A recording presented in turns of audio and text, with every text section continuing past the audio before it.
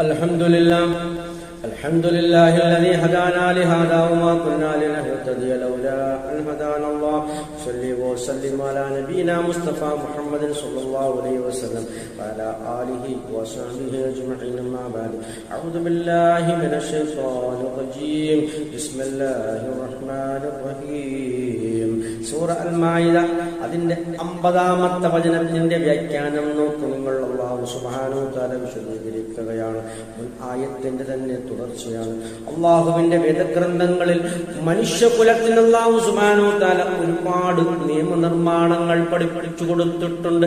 ആ നിയമങ്ങൾക്കനുസൃതമായിട്ട് വേണം വിധി കൽപ്പിക്കാൻ, അല്ലാതെ നമ്മുടെ എന്തെങ്കിലും ദേഹേച്ഛകൾക്ക് അനുസൃതമായോ അല്ലെങ്കിൽ ഏതെങ്കിലും ജാഹിലിയ്യത്തിലുള്ള ആ തോന്നിയവാസ വിധികളല്ല കൽപ്പിക്കേണ്ടത് എന്നാണ് ഈ ആയത്തിൽ പഠിപ്പിക്കുന്നത്.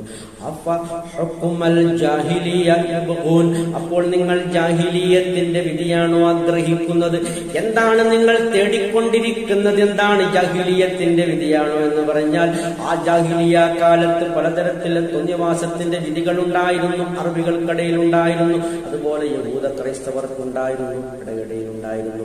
നോക്കൂ നിങ്ങൾ, അത് മാത്രമല്ല അള്ളാഹുവിന്റെ വിധി വിട്ടുകൊണ്ട് എല്ലാ തോന്നിയവാസം ഉൾക്കൊള്ളുന്ന സകല വിധികൾക്കും അതിനായാലും എല്ലാ കാലത്തുമുള്ള സകലമായ അള്ളാഹുവിന്റെ വിധിവിലകൾക്ക് എതിരായി വരുന്ന സകല വിധികൾക്കും ജാഹിലിയ്യത്തിന്റെ വിധി എന്ന് പറയും.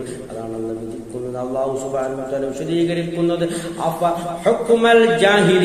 ജാഹിലിയ്യത്തിന്റെ വിധിയാണോ യബ്ഗൂൻ നിങ്ങൾ തേടിക്കൊണ്ടിരിക്കുന്നത് എന്നാണ് ആ സമൂഹത്തോട് അല്ലാഹു സുബ്ഹാനഹു വ തആല പ്രബോധിത സമൂഹത്തോട് അല്ലാഹു ചോദിക്കുന്നത്.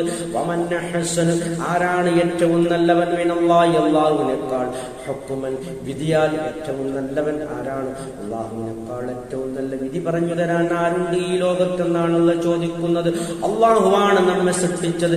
ഈ മനുഷ്യകുലത്തെ സൃഷ്ടിച്ചു പരിപാലിക്കുന്ന നിയന്ത്രിക്കുന്ന അതിന്റെ നിയന്താവായ മാലിക്കുൽ മുൽക്കായ അല്ലാഹുവിനേക്കാൾ അറിവാർക്കാണുള്ളത്. അതുകൊണ്ട് അല്ലാഹയാണ് കൃത്യമായി നമുക്ക് നമ്മുടെ ജീവിത വ്യവസ്ഥകൾ നിർണയിച്ചു തരേണ്ടത്. അതുമായി ബന്ധപ്പെട്ട വിധി വിലക്കുകൾ പഠിപ്പിച്ചു തരണമെന്ന് മാത്രമാണ്. അതുകൊണ്ട് പലതരം മുൻവേദ ഗ്രന്ഥങ്ങളിലൊക്കെ മറ്റത്തിരുത്തൽ വരുത്തിയിട്ടുണ്ട് യഹൂദ ക്രൈസ്തവരൊക്കെയും. അതുപോലെ വിശുദ്ധ ഖുർആൻ ഒരിക്കലും നിങ്ങൾക്ക് മാറ്റാൻ കഴിയില്ല.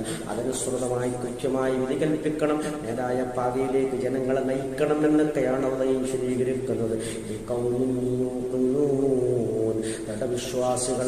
ദൃഢവിശ്വാസികളായ ജനങ്ങൾക്ക് അള്ളാഹുവിന്റെ വിധി എത്ര മഹത്തരമാണെന്നാണ് പറഞ്ഞതിന്റെ അർത്ഥം. അൽഹംദുലില്ലാഹി റബ്ബിൽ ആലമീൻ.